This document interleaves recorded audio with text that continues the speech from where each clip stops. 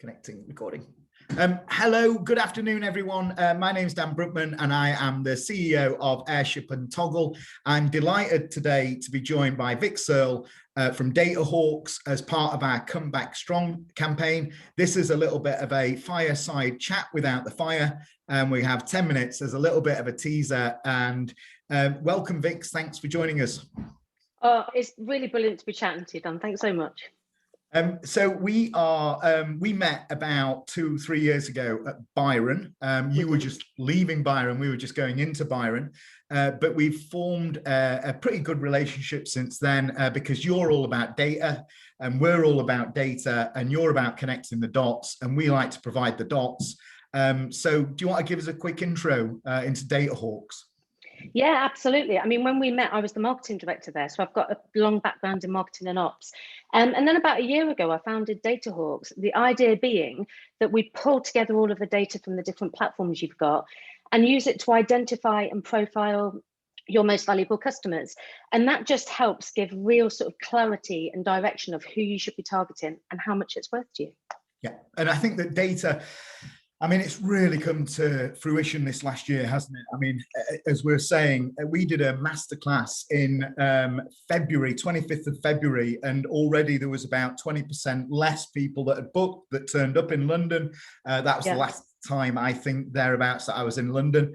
And since then, obviously, data's just been at the forefront of everything. There's loads of new tech, which means there's loads of new data points, and you've done some work with us on our track and trace piece, which was really valuable, and we could see that there was a lot of fresh new data came in through that as well. So all about the data. So first off then, what's it going to be like on the other side? Is it going to be the roaring 20s? What do you think it's going to look like? Do you know what? I think we all want some good news, right? We all want to hear some good news, and we want to think that we've got a spring and summer ahead of us that's going to be really, really bouncy. And there's a growing idea, and I'm hearing this a lot, that we are going to get another roaring 20s. You know, to hear people chatting, we're going to have people dancing in the street with, you know, 6 pints of beer in one hand and a hot dog and a pizza in the other. And I think that's going to be true to an extent. And I think it will last for, you know, a few days, maybe a few weeks, maybe even a couple of months. But things are going to start to get back to normal pretty quickly after that, whatever normal is going to be. And there's loads of things to think about.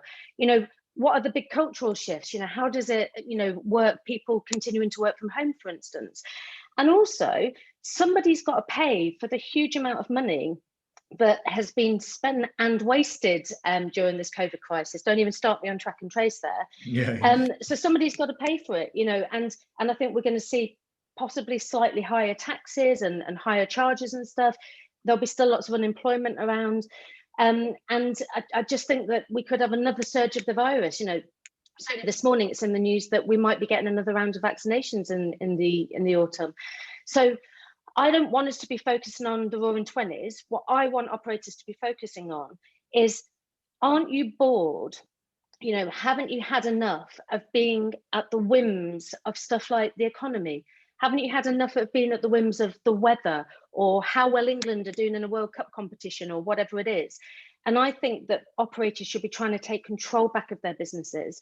And the best way to do that is by using data. Yeah, cool. Okay. And I think that we're both on the same page around discounting.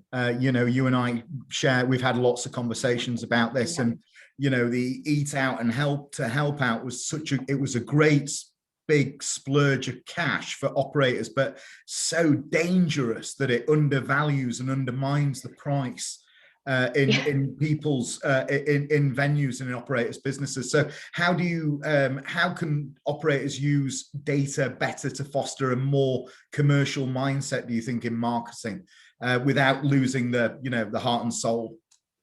You're dead right about eat out to help out. What drove me mad at the time, and I was really vocal about this, was that everybody was really excited about how many people were coming out.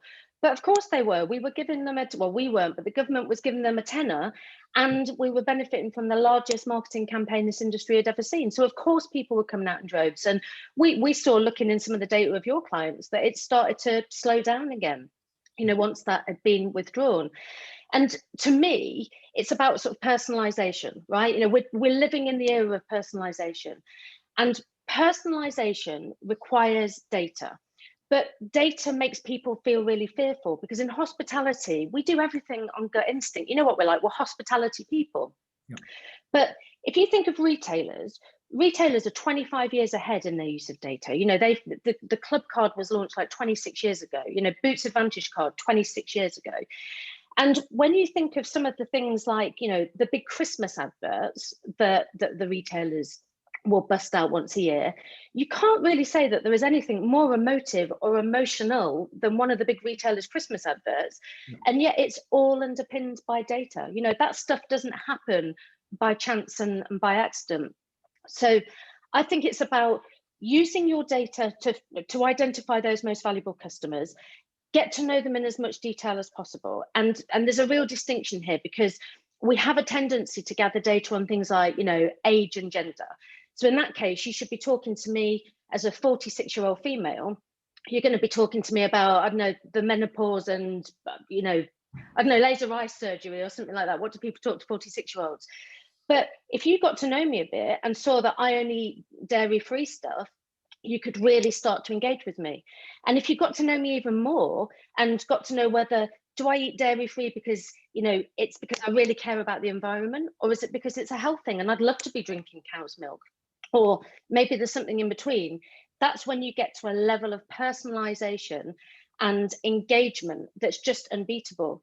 And then what you do is you give that to your creatives, because that's the brief. And you use all the creativity and the innovation and the humor and the pace and all of the stuff that this industry is absolutely known for to bring that data to life. And that's when you start to see massive commercial benefits without losing any of the heart and soul that we're known for. And I guess that's going to be doubly important as we come out of this, and brands have these multiple revenue opportunities, whether it's licensing a brand to a supermarket, whether it's doing the cook at home, whether it's doing, they've finally stepped into the Deliveroo world or the Uber Eats world or whatever, as well as then actually operating their businesses. If they can do that personality and add and understand that customer, then it would be easier to market through across all of those different channels. Yeah, exactly. I mean, look, if you're selling stuff online, you want to be selling it to the people that are most likely to be buying it, and you want to be targeting those people in the places that they are.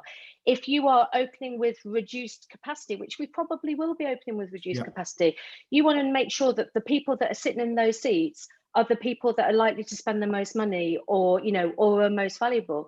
And I think you can use the same principles of data to apply to really any setting. It's all about understanding those customers in massive detail, working out how to acquire more of them, you know, where are they, how to convert them to become more valuable if they're not quite as valuable as you would like them, and using everything you know about them to retain them as long as possible, whether that is in an online setting, whether it's in an in-house setting, or whether it's because they're going to buy your cookbook at Christmas. You know, it's all the same. And final question then, what should operators be doing today?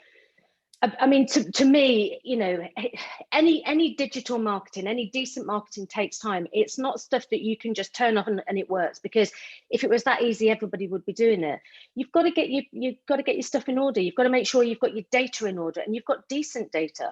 It's not just about a volume of data. It's about, you know, the quality of that data, and does it sort of like represent proof of presence? Are we talking to people who have genuinely been in your business and are a customer, or people that maybe are engaging through social who may really like you, but maybe have got no intention of ever being a real life customer? So get all your data together, and then identify your most valuable, because that's when you know like how to target, and you've got an acquisition, conversion, and retention strategy right there. Just knowing who you're most valuable, and then you know what. People, it's going to get a bit mad, you know, and I'll be the first person that's out on the street, you know, with my 6 pints and my hot dogs. But during that time, this is an amazing time to collect data. I think with one of your clients, wasn't it 88% of their CRM signups came through your platform and through your track and trace platform in September alone. So it's a massive opportunity to use it.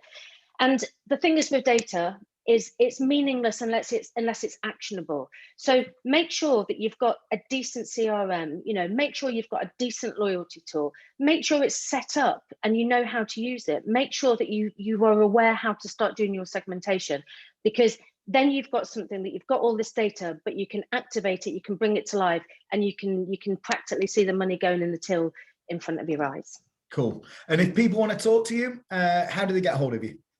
Yeah, give me a shout on my email, so victoria@wearedatahawks.com, or through the website. There's a chat and all sorts of stuff in there. I've gone proper technical.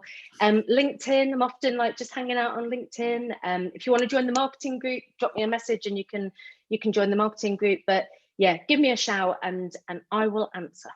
Great, thanks, Vic. And you are going to be doing a masterclass with us for an hour on the 25th of March. And that's going to be about keeping control of your business through your data. Absolutely. Yep. Looking forward to it. And people can register for that at airship.co.uk or at usetoggle.com and just go / come back strong. Okay, great. Thanks. Great chat. Thanks, Vic. Thanks so much. Brilliant. Thank you.